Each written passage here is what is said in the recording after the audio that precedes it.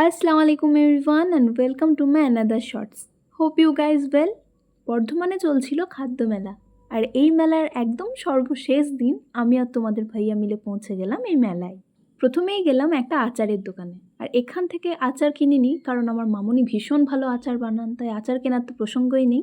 তাই প্রথমেই গিয়ে খুঁজছিলাম আমি তিতোরা। তিতোরা হলো নেপালি স্ন্যাক্স, যেটা আমরা দার্জিলিংয়ে ট্রাই করেছিলাম, খুব ভালো লেগেছিল। তাই এখান থেকে আমি একটা আমের তিতোরা নিয়েছি। তারপরেই চোখে পড়লো এই আকর্ষণীয় ব্যাম্বু বিরিয়ানি, যেটা হালাল হবে কি হবে না এই ভাবনা চিন্তা করে আর নেওয়া হয়নি আমাদের। দেন আমরা কাবাব ট্রাই করব বলে বসে পড়েছিলাম নবাবি বিরিয়ানির কাউন্টারে। যেহেতু এটা মেলার শেষ দিন ছিল তাই বেশ ভালোই ভিড় জমেছিল। চেয়ার ফাঁকা পেতেই আমি তো বসে পড়লাম আর তোমাদের ভাইয়া গেলেন আমাদের খাবার আনতে। আমরা নিয়েছিলাম চিকেন অয়েল ফ্রাই আর চিকেন স্যাটে। অ্যাট লাস্ট আমরা নবদ্বীপের দই ট্রাই করছিলাম, যেটা তোমাদের ভাইয়ার অনেক পছন্দের ছিল। আমি মিষ্টি অতটা পছন্দ করি না, বাট আমারও ভালো লেগেছে।